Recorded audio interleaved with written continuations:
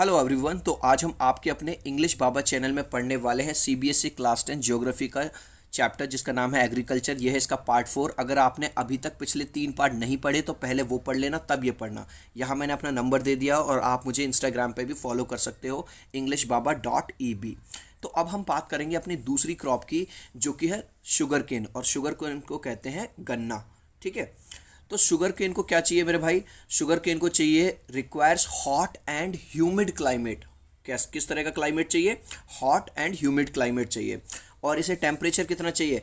21 degree Celsius से लेके 27 degree Celsius, यानी कि ऑलमोस्ट हम कह सकते हैं एक रूम काइंड ऑफ टेम्परेचर इसे चाहिए। रेनफॉल कितनी चाहिए इसे? 75 से लेके 100 सेंटीमीटर तक की रेनफॉल चाहिए।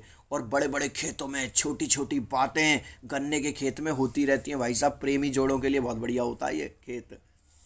शुगर केन की अगर बात करूं तो इंडिया में सेकंड लार्जेस्ट नंबर पे है प्रोड्यूस करने में इंडिया। ठीक है, और कौन कौन से स्टेट्स में उगाया जाता है? ये उगाया जाता है यूपी में, महाराष्ट्र में, पंजाब में, हरियाणा में, कर्नाटका में, आंध्र प्रदेश में। और गन्ने से कई तरह का जूस तो आपने पिया ही होगा। इससे चीनी भी बनती है, गुड़ भी बनता है, और ये जो नीचे दिखा रखा है ये चीज़, ये है खांड। ठीक है, चलिए अब हम बात करेंगे ऑयल सीड्स की।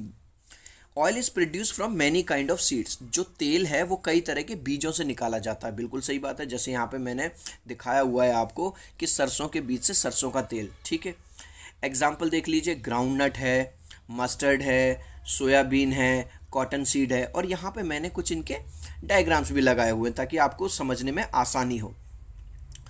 और हाँ यार, चैनल पे अगर नए आए हो ना तो सब्सक्राइब कर लेना मेरा भाई। India is second largest producer of groundnut after China. यानी अगर मैं ग्राउंड नट की बात करूं तो चाइना के बाद दूसरे नंबर पे आता है भारत इसे उगाने में। क्या क्या यूज़ होते हैं सीड के? हमने ये तो देख लिया कि भाई तेल निकाला जाता है और उस तेल को खाया भी जाता है, लेकिन और भी कुछ यूज़ है। जैसे used in making soaps. Soaps का मतलब होता है साबुन, है ना? साबुन बनाने में यूज़ होता है, कॉस्मेटिक प्रोडक्ट्स बनाने में यूज़ होता है, और ऑयलमेंट्स बनाने में यूज़ होता है। अब आप में से कुछ बच्चे सोच रहे होंगे कि सर ऑयलमेंट क्या होता है?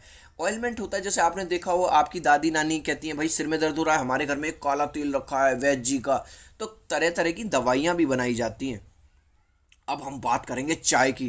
भैया इंडिया के अंदर चाय तो एक ऐसी चीज़ है, मान के चलो आप किसी भी रिश्तेदार के घर गए, उसने सब खिलाया पिलाया लेकिन चाय ना पिलाई तो यूँ कहता है अरे भाई यार क्या बात है यार, चाय को भी ना पूछी हमसे तो।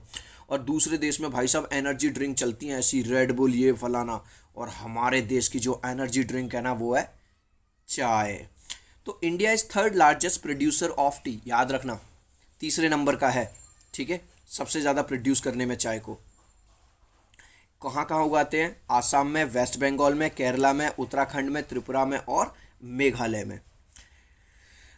चाय उगाने के लिए जो सॉइल है वो बहुत ज़्यादा फर्टाइल होनी चाहिए। फर्टाइल का मतलब जानते हो? अच्छी सॉइल, और वार्म क्लाइमेट की ज़रूरत पड़ती है। चाय के बाद बात करूँगा कॉफ़ी की। कॉफ़ी जो है यूजुअली उगाई जाती है कर्नाटका में, केरला में और तमिलनाडु में। एक बात का बहुत ध्यान रखना कि सबसे पहले जो कॉफ़ी उगाई गई थी वो उगाई गई थी बाबा बुदान हिल्स में। ये एक जगह है इंडिया के अंदर ही। अब आपसे कुछ क्वेश्चंस पूछूंगा, जल्दी से मुझे इनके आंसर कमेंट सेक्शन में बता देना। देखता हूँ कौन कौन बच्चे हैं जो तीनों जवाब मुझे सही देते हैं। Which is the ideal condition for the growth of sugarcane? Sugarcane की ग्रोथ के लिए ideal condition A, B, C या डी? देख लो आप।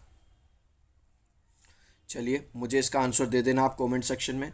दूसरा, coffee cultivation was first introduce in A, B, C और डी? अगर आपने ये अच्छे से पढ़ा, अभी मैंने बताया था इसका आंसर। और तीसरा क्वेश्चन है आपके लिए, which of the following crops is an important raw material for automobile industry? Automobile industry होती है बस, ट्रक, कार, गाड़ी।